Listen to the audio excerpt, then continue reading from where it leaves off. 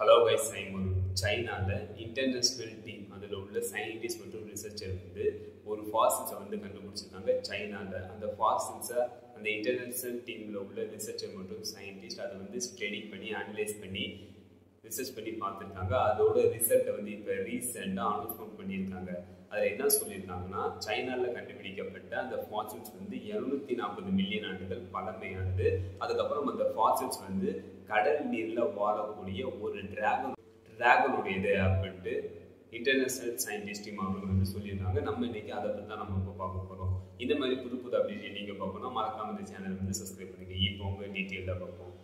சைனாவில் உள்ள கேஜியோ மாகாணத்தில் இன்டர்நேஷனல் டீமில் உள்ள சயின்டிஸ்ட் மற்றும் ரிசர்ச்சர் வந்து ஒரு ஃபாசில்ஸை வந்து கண்டுபிடிச்சிருக்காங்க. சைனாவில் உள்ள கேஜியோ மாகாணத்தில் இன்டர்நேஷனல் டீமில் வந்து எந்தெந்த கண்ட்ரிலாம் இருக்குது அப்படின்னு கேட்டிங்கன்னா, யூஎஸ் வந்து இருக்குது. அதுக்கப்புறம் ஜெர்மனி, ஸ்காட்லாந்து, சைனா இந்த கண்ட்ரிலாம் வந்து இந்த இன்டர்நேஷனல் டீமில் வந்து இருக்குது. இந்த இன்டர்நேஷனல் டீமில் உள்ள சயின்டிஸ்ட் மற்றும் ரிசர்ச்சர் வந்து சைனாவில் உள்ள கேஜியோ மாகாணத்தில் வந்து ஒரு ஃபாசில்ஸை வந்து 2003 கண்டுபிடிச்சிருக்காங்க. அதுக்கப்புறம் அந்த ஃபாசில்ஸை வந்து பல கட்ட ஆய்வுக்கு வந்து உட்படுத்துறாங்க. அந்த ஃபாசில்ஸை வந்து ஸ்டடி பண்ணி அனலைஸ் பண்ணி ரிசர்ச் பண்ணி இப்போ ரீசெண்டாக அதோட ரிசல்ட்டை வந்து இந்த மாதம் வந்து அவங்க February 2024 அதோட ரிசல்ட் வந்து இப்போ ரீசெண்டாக அனௌன்ஸ்மெண்ட் பண்ணியிருக்காங்க. என்ன அனௌன்ஸ்மெண்ட் பண்ணியிருக்காங்க அப்படின்னு கேட்டீங்கன்னா, 2003 சைனாவில் உள்ள கேஜியோ மாகாணத்தில் இன்டர்நேஷனல் டீம் மூலம் கண்டுபிடிக்கப்பட்ட இந்த ஃபாசில்ஸ் வந்து 240 மில்லியன் ஆண்டுகள் பழமையானது அப்படின்னு தான் கண்டுபிடிச்சிருக்காங்க. அந்த ஃபாசில்ஸ் வந்து கடல் நீரில் வாழக்கூடிய ஒரு டிராகனுடைய ஃபாசில்ஸ் இது அப்படின்னு தான் கண்டுபிடிச்சிருக்காங்க.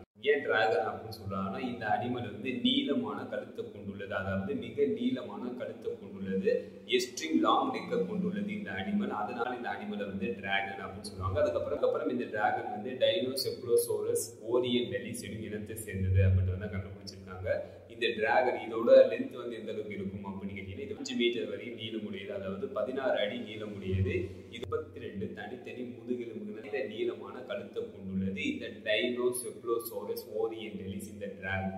அப்புறம் இந்த டிராகன் இதோட கழுத்து வந்து இதோட உடல் மற்றும் இதோட வாழை வந்து சேர்த்த எந்த அளவு நீளம் இருக்குமோ அதை விட அதிகமான நீளமான கழுத்தை கொண்டிருக்கு இந்த டிராகன். இது வந்து கடல் நீர்ல வாழக்கூடியது, வேட்டையாடக்கூடிய விலங்காக இருக்கலாம் அப்படின்ட்டு ரிசர்ச்சர் வந்து சொல்றாங்க. அதுக்கப்புறம் கடல் நீர்ல உள்ள தண்ணீர்ல உள்ள பிளவுகள் இருக்குன்னு அதுல இருந்து உணவை வேட்டையாடி உண்ணக்கூடிய அனிமலா இது வந்து இருக்கலாம் அப்படின்ட்டு ரிசர்ச்சர் அவங்க வந்து சொல்றாங்க. இது வந்து 240 மில்லியன் ஆண்டுகளுக்கு முன்னாடி சைனாவில் கடல் நீரில் இது வந்து வாழ்ந்திருக்கலாம் அப்படின்ட்டு ரிசர்ச்சர் மற்றும் சயின்டிஸ்ட் வந்து சொல்றாங்க. ஃபைனல் வீடியோ பிடிச்சிருக்கோம்.